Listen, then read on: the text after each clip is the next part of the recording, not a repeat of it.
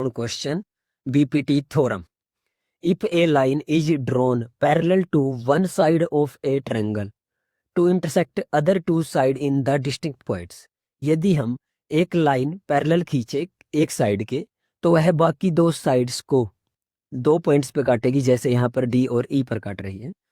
तो the other two sides are divide in the same ratio. तो हमें prove करना है कि जो अदर टू साइड्स को इन पॉइंटों ने काटा है तो ये सेम रेशियो में काटा है, यानी कि हमें प्रूव करना है A D divide by D B A E divide by E C, यानी कि हमें ये प्रूव करना है। और हमें गिवन क्या है, ये इसके पैरेलल दी गई है। आइए कुछ ज्वाइनिंग कर लेते हैं। सबसे पहले बी को ई से ज्वाइन कर लेते हैं और सी को डी से ज्वाइन कर लेते हैं और एक कंस्ट्रक्शन भी कर लेते हैं E N perpendicular A B के ऊपर। इस ए बी लाइन के ऊपर एक ई एन और डी से परपेंडिकुलर खींचेंगे ए सी के ऊपर डी एम। आइए शुरू करते हैं। सबसे पहले हम ये ट्रायंगल लेंगे एरिया ए डी ई का, क्योंकि ये राइट एंगल ट्रायंगल है तो हम इसमें लगा सकते हैं put the base into height.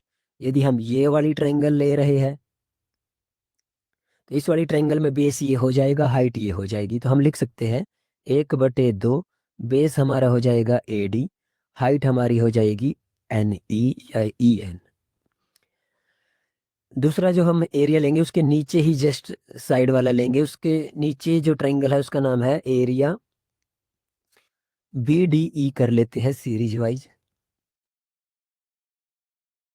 Area B D E जब निकाल लेंगे तो उसके अंदर क्या होगा कि बेस ये हो जाएगा, हाइट वही रहेगी, ये बात याद रखनी है।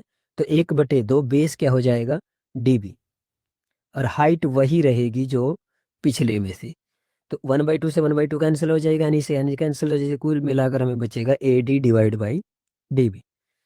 इसी प्रकार से हम क्या करेंगे, दूसरी साइड से अपोजिट साइड से इसको लेंगे तो उस साइड से क्या होगा कि बेस अब की बार वो वाला हो जाएगा और हाइट डीएम हो जाएगी, यानी कि बेस हमारा ए ई हो जाएगा। हम दोबारा से उसी ट्रायंगल का ले रहे हैं एरिया ए डी ई। तो 1/2 बेस हमारा हो जाएगा ए ई और हाइट हमारी हो जाएगी डीएम। इसी के नीचे से जैसे पिछली बार लिया था तो अब की बार इसका लेंगे तो C D E, area C D E, ये भी हमारा कुछ उसी प्रकार से हो जाएगा, अब की बार बेस बदल जाएगा बस। तो 1/2 तो बेस हमारा क्या हो जाएगा ई सी, लेकिन याद रखना है क्या, हाइट वही रहेगी डीएम। तो डीएम से डीएम 1/2 से, तो अब की बार हमारा रिजल्ट आ जाएगा ए ई डिवाइड बाई ई सी। अब हमें ध्यान रखना है कि ये दोनों ट्राइंगल्स का जो एरिया डिवाइड किया है ये इक्वल कब होगा, क्योंकि इनका जो ऊपर वाला एरिया है वो तो इक्वल है। तो यदि एरिया बी डी ई नीचे वाला एरिया सी डी ई यदि ये इक्वल हो जाए, इक्वल कैसे होंगे ये हमें देखना है। तो ये जो दोनों ही ट्राइंगल्स है ये दोनों इस बेस के ऊपर है, यहां से भी पता लग जाएगा डीई के ऊपर ही है बीडीई और डीई के ऊपर ही है सीडी, यानी कि दोनों सेम बेस के ऊपर लाई कर रही है। Both lie on the same base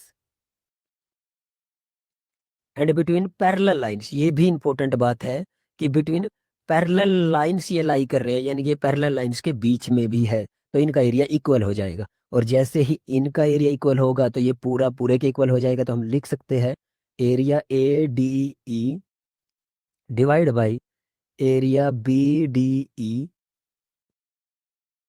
equal हो जाएगा किसके, area A D E divide by area C D E.